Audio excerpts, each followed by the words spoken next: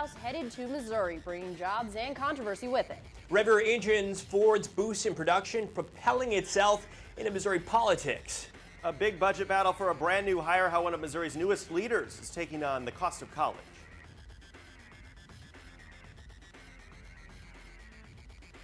With statewide business coverage for Missouri, I'm Jessica Smith. And I'm David Earl. This is Missouri and Company.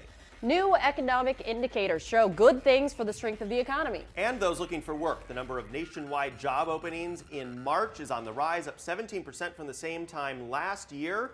U.S. Department of Labor reports 3.74 million openings at workplaces. Compare those national numbers to right here in Missouri. The Department of Economic Development says in the first quarter of 2012, the state added 27,000 jobs. The state unemployment rate stands at 8.4%. That's below the 8.7% unemployment rate nationally. Also, breaking numbers on consumer credit. The Fed reporting 7 straight months of gaining in consumer borrowing. U.S. consumer debt jumped $21.3 billion in March, led by auto, student, and personal loans. It's the biggest increase since November 2001, double what Wall Street expected.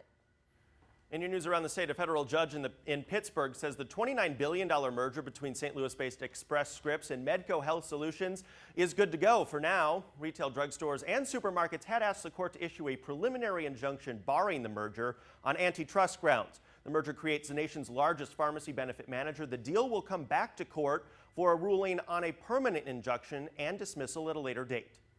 The world's biggest brewer with deep ties in St. Louis is making all kinds of money. Anheuser-Busch InBev says first quarter net profit jumped 75%.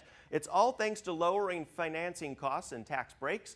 People are buying more beer, too. Revenue was up nearly 4% to just more than $9 billion. The brewer credits overseas growth, especially in Brazil. The South American country is one of the company's newest markets. It started selling there last August. Global volume for AB InBev is up more than 7%. Also in St. Louis, passenger traffic at Lambert Airport's on the rise. The airport says it saw a 3.4% increase in boardings during Q1 of 2012. That's compared to the first quarter of last year. Connecting traffic's up 13%. The month of February saw the biggest increase, an 8% rise in boardings and a 22% spike in connecting traffic. All the carriers, Southwest Airlines had the biggest gains, up 6%. A Jackson County judge has upheld Kansas City's proposal for a special taxing district to support a downtown streetcar system. Business owners question why the tax is only for downtown instead of citywide. The city says that's because downtown KC will benefit most from the proposed streetcar system. Registered voters must still approve the new taxes in a special election for those living within the district boundaries.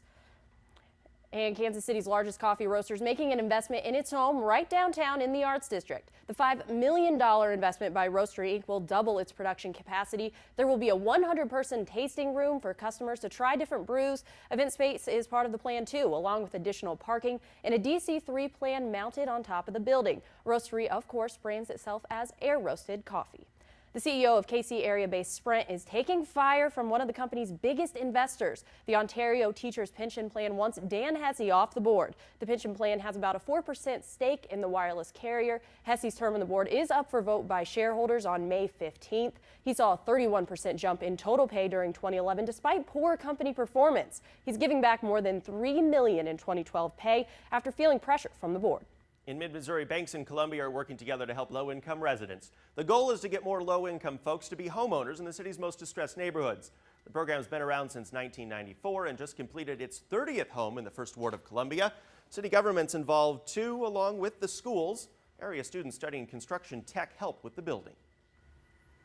Well, the governor's touting a boost in production at a Missouri Ford plant. And the Mamtech fallout continues with state lawmakers increasing restrictions on economic development incentives. Here's Blake Hansen with a look at Missouri business and politics. David, Jessica, Governor Nixon has always banked on the successes of Missouri auto plants, and he'll continue to ride that wave this election season. This week, Ford announcing plans to add a week of production to 13 North American factories. That includes the Claycomo, Missouri plant, which makes F-150 pickups. Ford's aiming at boosting output by 40,000 vehicles in total. Nixon has lauded his efforts in fighting for tax incentive legislation for the plant, which the legislature passed during a special session back in 2010. A failed sweetener project has left legislators with a bad taste, and now several are working to change economic incentive policy. The Missouri House has approved several new requirements for incentives. It comes after the failed Mamtech project last summer.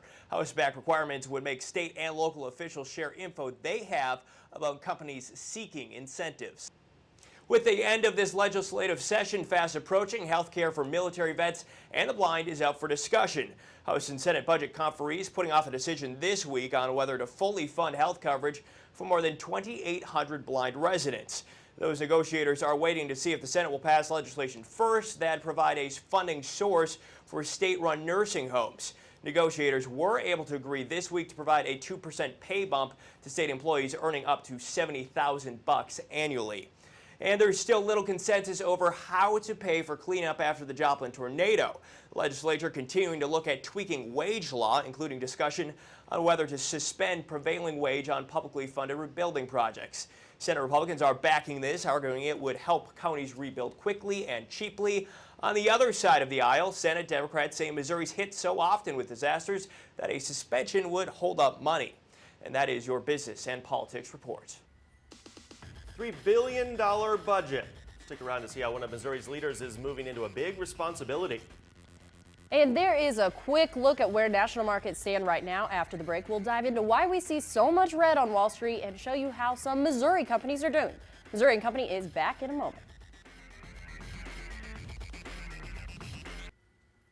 Welcome back to Missouri & Company. Let's take a look at how Missouri's stocks stacked up on Wall Street right now. First up, Boeing, the state's second largest employer, is down just slightly, down $1.14 or about 1.5%, sitting at $74.26. This right after the company touted its Asian expansion, adding on several flights to China and selling 3 of its 777s to Taiwan's EVA Air. Next to Peabody Energy, the St. Louis coal company. That stock down 20 cents right now, just under 1%, sitting at $28.85 during today's trading.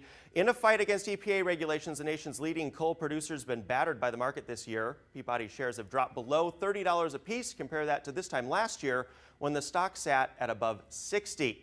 St. Louis-based Monsanto, that's the next stock here, down 86 cents today, or just slightly over 1%, sitting at $73.14 in today's trading. The company's selling on strength, topping Google today for the positive stock with the largest outflow of cash. Well, it's been a rough spring for H&R Block, though today in trading it's up 3 cents, sitting at $14.50. The company plans to cut about 350 jobs and close about 200 offices in the coming weeks. Also in Kansas City, Cerner Corporation. The company continues to lead the healthcare industry in digitizing healthcare records. Cerner has set record revenues, earnings, and market value this year. A horse slaughterhouse is headed for Missouri. There hasn't been a single one in the country since Congress put a stop to them back in 2006. But this Missouri plant could be the first in the U.S. since Congress reversed that decision, allowing USDA inspections in the fall. Travel the state to find out just what this could mean for Missouri's economy. Come on, Bud. Buddy. Buddy is one of T.C. Wagner's 17 horses, mostly rescues, Skinny or abused. that otherwise would have been put down or let free to die in the wild. It's a problem that has horse owners in a bind. Putting a horse down costs at least $75, while letting the horse go is considered cruel. If an owner can find a buyer for a low-value horse, he'll still likely end up losing money. The market places these horses at about $100 a head. That's much lower than it was when there were plants in the United States. Bringing back the horse processing plants would let owners turn a profit on horses they can no longer use. That same 1,100, 1,200 pound horse would be worth a minimum of $600, $700, maybe even $800 or $1,000. In U.S. plants, the majority of the meat would go overseas for human consumption, but the plant will be here. And attorney Cynthia McPherson worries about the payoff for Missourians. This doesn't help the economy. It doesn't help anyone in the state of Missouri. Wallace claims the plant would help, bringing jobs to an unnamed small town she says has a high unemployment rate. Could be up to 100 eventually, but initially about 40. Wallace made the same jobs promise to Mountain Grove, a city of 4,800 with an unemployment rate that sits just above 9%. But she faced outrage and opposition from many citizens. They don't want to see horse slaughter or think about it or have, loads of horses going up and down 60. When Wallace ultimately decided Mountain Grove wasn't a good fit for her plant, it left Missourians wondering. Well, who wants to have that job? I think what they'll do is some people might, try their hand at it and then get in there and I don't think so.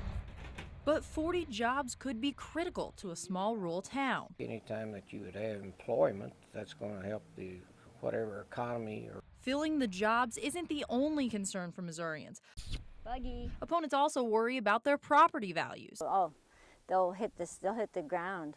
We took a look at one of the last slaughterhouses left in the United States. It's about 350 miles away in DeKalb, Illinois. We compared the sale prices of neighboring buildings before the plant opened and then before and after the plant closed. We didn't see too much of a significant change there. I also talked to a few appraisers in the county, and they said the plant had no effect on residential property values in the area. For one more comparison, we took the county's value assessments as a whole and saw normal increases every year from 2005 to 2009, just 2 years after the plant closed. United Equine insists it is likely an increase in value because of lower community unemployment and more economic investment and opportunity for the community at large. But McPherson has her doubts about the project's financial backing. In a plant as proposed by Sue Wallace would take a full-time inspector. There's no money to pay them. Wallace would not disclose her financial plan details, but says Missouri tax incentives and tax dollars combined with the company's cash will make the plant work. We're finally going to be able to bring some common sense and real gains in the horse industry back to the United States where we think it belongs. Americans don't want this, and it's wrong. Wallace says her plant will be up and running by the end of the summer. The Department of Economic Development didn't get back with me about the tax incentives Wallace claims she's getting, and Wallace refused to give details about the tax breaks or say where exactly the plant will be, but said it's somewhere in western Missouri. Monco will be right back. He's one of the state's newest hires, and he oversees a nearly $3 billion budget. Tim Wolf, the newly inaugurated University of Missouri System president, sits down with Emily Spain to talk money and moving. No, this is brand new. UN President Tim Wolf is glad to be home. It's just so pretty. He's made it through his first school semester as the University of Missouri System's 23rd president. My dad was a teacher here. I grew up in town, and I always loved University of Missouri, and it was just kind of a natural. In fact, I didn't even look at another college. A Rockbridge High School and Mizzou alum, this town he remembers Columbia as his launching pad. This campus gave me what I think is probably the perfect start of a business career because it just had all the fundamentals there. Wolf started his undergraduate years at MU in the late 70s, and he says he spent most of his time here earning his business degree and graduated in 1980. Probably 80–90% of my time in lovely Middlebush. Since then, Cornell Hall has become the new home to business majors. Despite a growing campus and new additions, there's something that has remained the same over the years. The financial burden of college continues to strike students' pocketbooks, something Wolf says he remembers himself. I was manager at the Sinclair gas station. I was a waiter and a bartender at Pasta Factory. I'd be a bouncer at Bullwinkle's on occasion, so I was kind of going between jobs, just trying to get out of school without owing the bank. He hopes his past experience will lend him a hand in relating to what students are facing right now. I can appreciate the challenges that they're going through, and obviously our goal is to try and make the University of Missouri continue to be a great value and as affordable for as many students as possible. So back on his old stomping ground, Wolf says that's a top priority and his biggest challenge. Challenges would be probably have the desire to try and make this the best possible place you possibly can. And the challenges might be a little bit of frustration that you can't make the changes and get the necessary resources to continue to support the investments that are needed here. Needed at the place that prepared him to spend more than 30 years in the business sector before returning to where he started. It sure feels great to be home. Emily Spain, KOMU 8 News, Columbia.